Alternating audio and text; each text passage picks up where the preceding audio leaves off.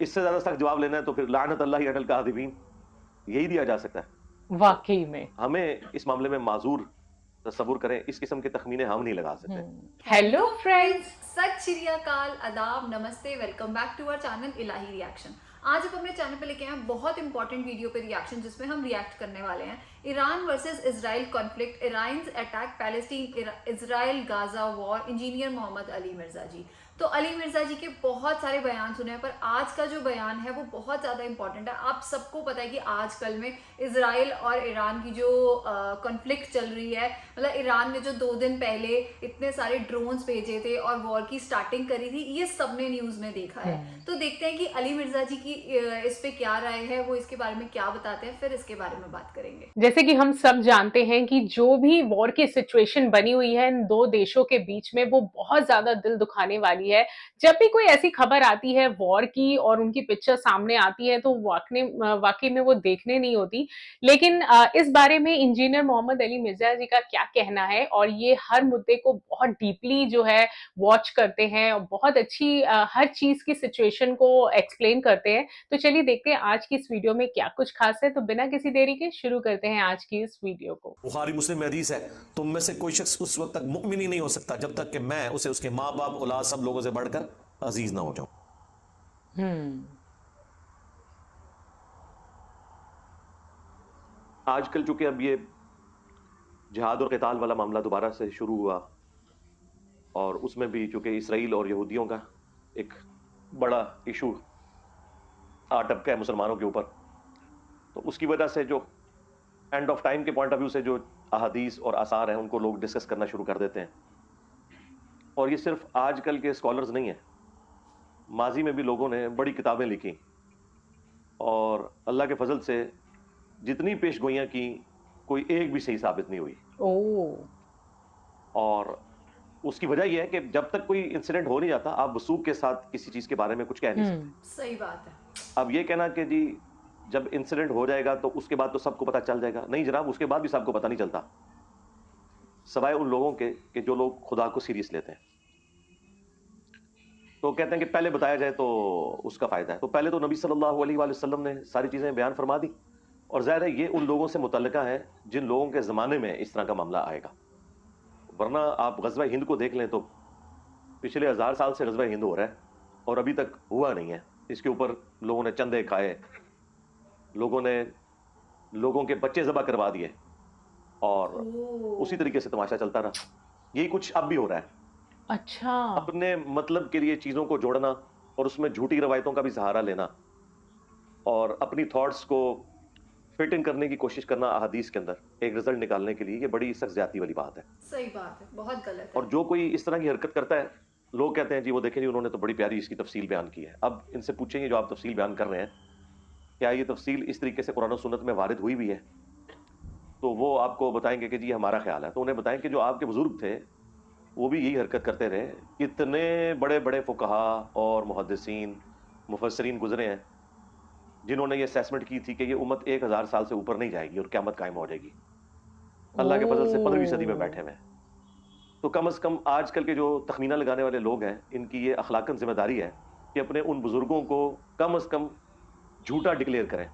अगर झूठा नहीं कह सकते एहतरामन, तो ये तो कहें कि उनके तखमीने गलत हैं। बिल्कुल। तो फिर हम ये कहेंगे कि अगर आपके सही बाबों का बात ये है। हाल था तो तुसी तो शाही कोई नहीं।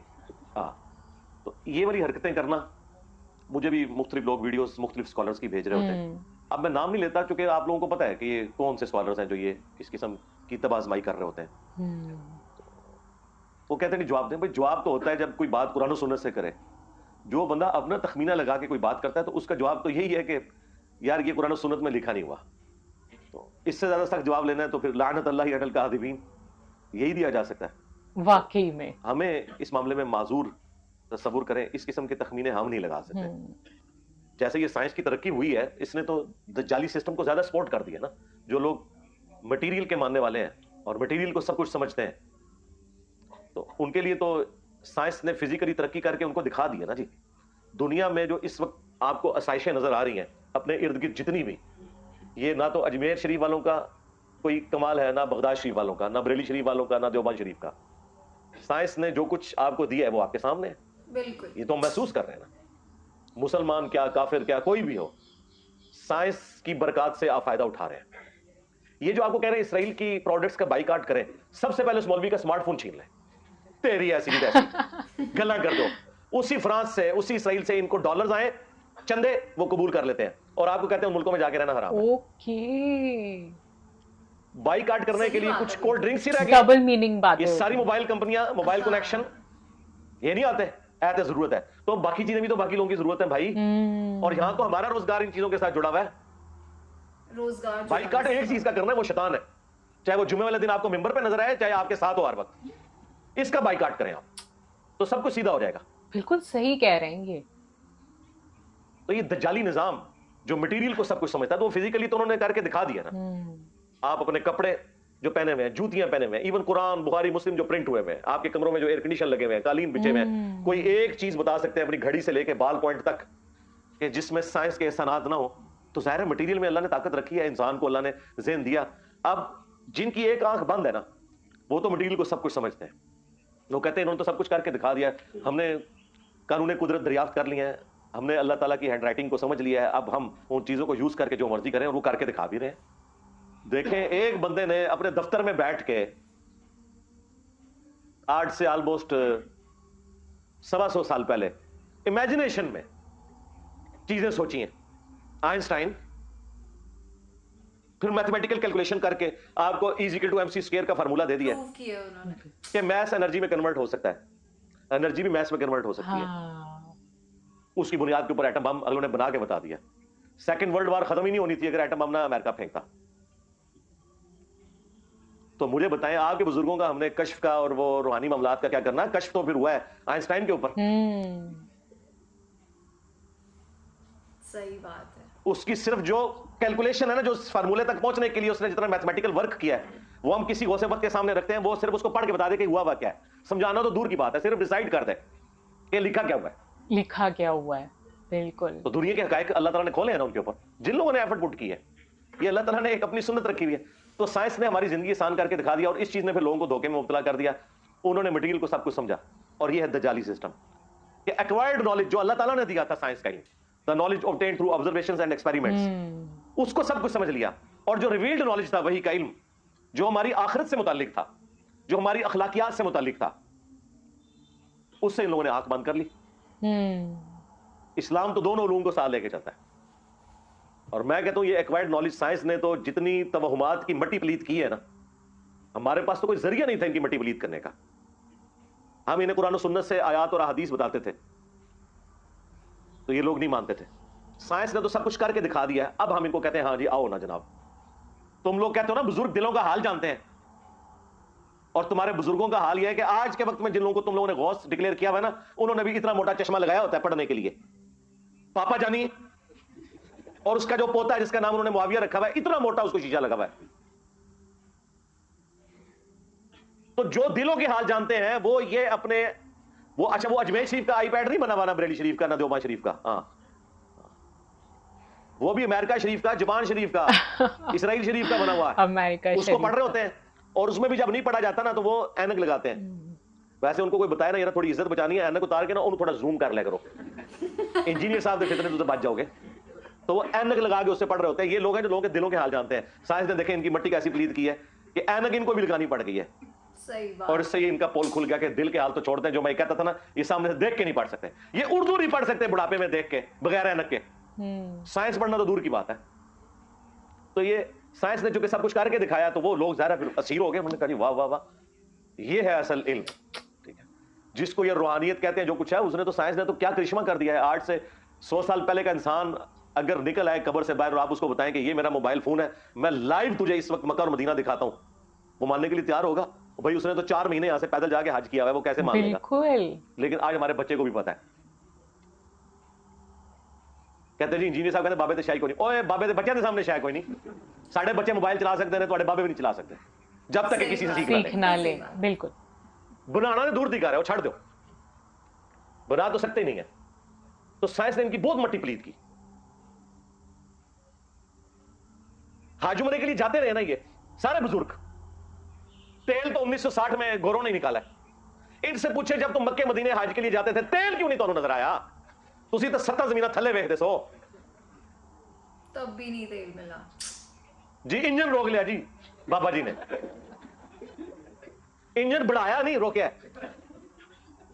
लियाओ कड्डो केड़े बाबे जी इंजन रोक के दसन, चढ़ाइए इंजन थोड़े बाबे होते, इंजन रोक लिया। अंदाजा भी है इनको। मैं पीर मेरी साहब का पढ़ा था, इंजन रोक लिया। और उनकी बायोग्राफी पढ़े तो वो खुद ट्रेन पे हज करने गए थे, यहां से कराची गए थे, स्टीम इंजन चलता था। जाहिर है कराची अगर वो जाते पैदल उसकी बजाय ट्रेन पे, और वहां से फिर बहरी जहाज में गए थे। इंजन रोक लिया जी। तो साइंस ने तो कुछ नहीं छोड़ा, मैं कहता हूं जी इनका। इसलिए मैंने कई साल ये पहले कहा था कि ये जो आज का मॉडर्न दौर है ना, इसमें ये जो तुमने द्यो मालाई किस्से कहानियों वाला दीन लोगों को बताया ना, इसकी अब कोई गुंजाइश बाकी नहीं है। ये है ही फ्रॉड था, ठीक है। और ये ना समझिएगा कि ये मेरी थॉट्स है, हमारे ज़हन वाले लोग शुरू से एग्जिस्ट करते हैं। लेकिन चूंकि हुकूमतों के अंदर सूफिया के मानने वाले बैठे हुए थे, वो ऐसे लोगों को कत्ल करवा देते थे, उनकी आवाज को दबा दिया जाता था। यूट्यूब तो नहीं था ना। हाँ। आज आप इमेजिन करें इंटरनेट यूट्यूब ना होता तो आप लोग यहाँ बैठे होते। बिल्कुल। दुनिया के कोने कोने से आके यहाँ पे लोग मुझे मिलके जाते हैं। ये एक छोटे से कमरे में ये आवाज दफन हो जानी थी। ये तो अल्लाह ताला ने एक फैसला फरमाया है कि ठीक है, सही बात लोगों तक पहुंचे। अदरवाइज शुरू से लोग ये ऐसी बातें करते थे, उन्हें गुस्ताख कह के, कभी बागी कह के, कभी यहूद और नसारा का एजेंट कह के ये लोग मरवा देते थे। लेकिन हकीकत ये है कि बातें उन्हीं की कुरान और सुन्नत में निकलती हैं। जो ये कहते हैं वो कोई नहीं निकलता। कहते हैं जी निकलता है, देखें जी वो तख्ते बिल्किस आ गया था। अच्छा जी तख्ते बिल्किस आ गया तो रफल डिजाइन करना छोड़ दिए। कोई रफल डिजाइन शुरू कर देना, उसे कहते तख्ते बिल्किस आ गया। भाई तख्ते बिल्किस रफल डिजाइन के ताल्लुक। तो मैं तो इनको फिर ललकारा है कि ठीक है यार छड़ दो, स्टैच्यू ऑफ लिबर्टी अमेरिका का लाओ, मार्गला हिल्स के ऊपर रखो। केड़ा बाबा जे ले आओ बाबा के डोबार, मैं मान लूंगा। हाँ तख्ते बिल्किस वाला वाक्य वो हम मानते हैं। भाई ईसा ने मरियम ने मुर्दों को अल्लाह के इज्जत से जिंदा किया, मानते हैं। तुम्हारे अब्दुल कादिर जिलानी के बारे में झूठ बोलोगे वो नहीं मानेंगे, वरना मैं कहता हूं जी मैं भी मुर्दे जिंदा करता हूं। चलो ये क्या कहेंगे, आगे से कहेंगे ना करके दिखा, तो तुझे नहीं करके दिखाना, झूठे हो। ये मेरे नीचे को तख्त है, मैं कहता हूं जी मैं लेके आऊं जी पलक झपकने से पहले। चलो मनो, क्या कहेंगे, ले आके दिखाओ। यही बात जब हम करते हैं कहते हैं देखो मंदे नहीं। तो कोई उसूल है आपका जिसके ऊपर आप खड़े में? वाकई में बेतुकी बातें। तो ये जो दज्जाली निजाम है ना, सिर्फ मटेरियल में बेस करना, उसके पीछे हमारे जो मजहबी तवहुमात है ना, उनका भी बहुत ज्यादा दखल है। जब आप ये कहेंगे काली बिल्ली रास्ता काट दे, तो ये नहुसत है। आपको ये बताया जाए कि जल्जला जो है वो इसलिए आता है कि वो एक गाय ने एक सींग के ऊपर जमीन उठाई हुई है, जब दूसरी पे शिफ्ट करती है जल्जला आता है। आपको जब ये बताया जाए कि आपके घर की मुंडेर के ऊपर कौवा अगर जोर से बोले तो ये मेहमान के आने की नवीद है। आपको बताया जाए कि जूती पे जूती चढ़ जाए तो कोई मेहमान आएगा। बिल्कुल। मेरी तो रोजाना जूती पे जूती चढ़ती है, मैं नेड़े में लगने लगा किसी को, मेहमान दूर दिखा है। सफर लिखा हुआ है, जूती पे जूती चढ़ जाए, सफर लिखा हुआ है। बिल्कुल। ये कहानियां बनाई हुई इन्होंने। जब ये चीजें आएंगी तो फिर जाहिर है कि दूसरी तरफ जो साइंस वाले लोग हैं वो कहेंगे हमारे बुजुर्गों ने तो करके दिखा दिया ना, देखो बाहर टेम्परेचर है 40, अंदर चेक कर लो 25 है, हमारे बुजुर्गों ने तो करके दिखा दिया एयर कंडीशन बना के। बिल्कुल। हमारे बुजुर्ग फैराडे ने तो बिजली बना के बता दी। हमारे बुजुर्ग आइंस्टाइन ने जो है वो थ्योरी ऑफ रिलेटिविटी दे के तो ग्रेविटेशन को समझा दिया। बिल्कुल करेक्ट। हमारे बुजुर्ग न्यूटन ने हमें ये फार्मूले दिया, देखो हम तो स्पेस शटल लेके ऊपर पहुंच गए हैं।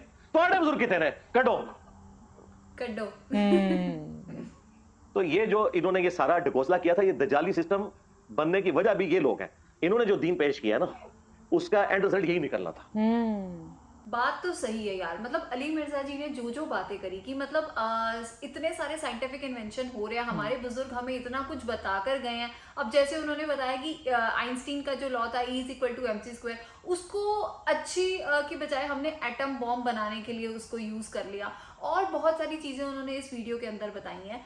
तो बातें तो उनकी काफ़ी अच्छी थी, काफ़ी लॉजिकल बातें थी। बस वही है कि अच्छी चीज़ों के लिए यूज़ किया जाए, सही चीज़ों के लिए यूज़ किया जाए तो सही लगता है। बस कहीं पे कुछ गलत ना हो, जैसे कि आजकल चल रहा है ईरान और इजराइल में, हम सबको पता है। पर हम यही चाहते हैं कि सब जगह शांति बनी रहे। जिस तरीके से उन्होंने आज के बयान में बताया, मुझे इनका बताने का तरीका इतना पसंद आया। मीन्स इन्होंने बहुत लॉजिकल बातें की कि इन्होंने बताया कि काफी ऐसे लोग हैं जो पुरानी दकियानूसी बातों को लेकर चले आ रहे हैं और वो बिल्कुल नहीं इस बात को ध्यान रखते कि अब जो है वो साइंस का युग है और इस युग में साइंस को भी मानना चाहिए। तो कुछ लोग ऐसे हैं जो पुरानी रीति रिवाजों को मानकर जो है बिल्कुल भी कहीं से भी प्रोग्रेस नहीं होने देते, और अगर कुछ लोग प्रोग्रेस की बातें करते हैं तो तो उनकी आवाज को दबा दिया जाता है, या इन्होंने जिस तरीके से बताया कि जिस टाइम यूट्यूब नहीं था, ऐसा कोई प्लेटफॉर्म नहीं था कि हम अपनी आवाज जो है वो आवाम तक रख सके, तो ऐसी आवाजों को उनका कत्ल करवा दिया जाता था या उन्हें मरवा दिया जाता था। तो वाकई में ये बातें बिल्कुल ट्रू हैं। कुछ लोग ऐसे हैं जो वो पुरानी दकियानूसी चीजों को ही चाहते हैं कि वही कंटिन्यू रहे, हमारा देश किसी भी तरीके से कोई साइंटिफिक प्रोग्रेस ना करे। तो आज के इस बयान में अली मिर्जा जी ने बहुत अच्छी बातें की और आई थिंक बहुत राइट मुद्दे उठाए। लेकिन हम दोनों देशों के लिए यही दुआ करेंगे कि चाहे जितनी भी साइंस तरक्की कर ले, लेकिन ऐसी कोई तरक्की कभी किसी देश में ना हो कि वो दूसरे देश को गिराने के लिए अपनी सारी जोर को लगा दे। तो हमारे लिए तो सबसे ज्यादा जरूरी है अमन, चैन और शांति। तो हम दुआ करते हैं इन दोनों देशों में जो भी वॉर का सीन चल रहा है वो बहुत जल्दी जो है खत्म हो जाए और दोनों देशों में शांति बनी रहे। तो ठीक है गाइस, इस वीडियो को यहीं पर एंड करते हैं। होप करते हैं आपको भी पसंद आई होगी। वीडियो अच्छी लगी है तो वीडियो को लाइक करना, चैनल पे नए हो तो चैनल को सब्सक्राइब करना, कमेंट सेक्शन में जरूर बताना ये वीडियो कैसी लगी और हम मिलेंगे एक नई वीडियो में। तब तक के लिए ओके बाय।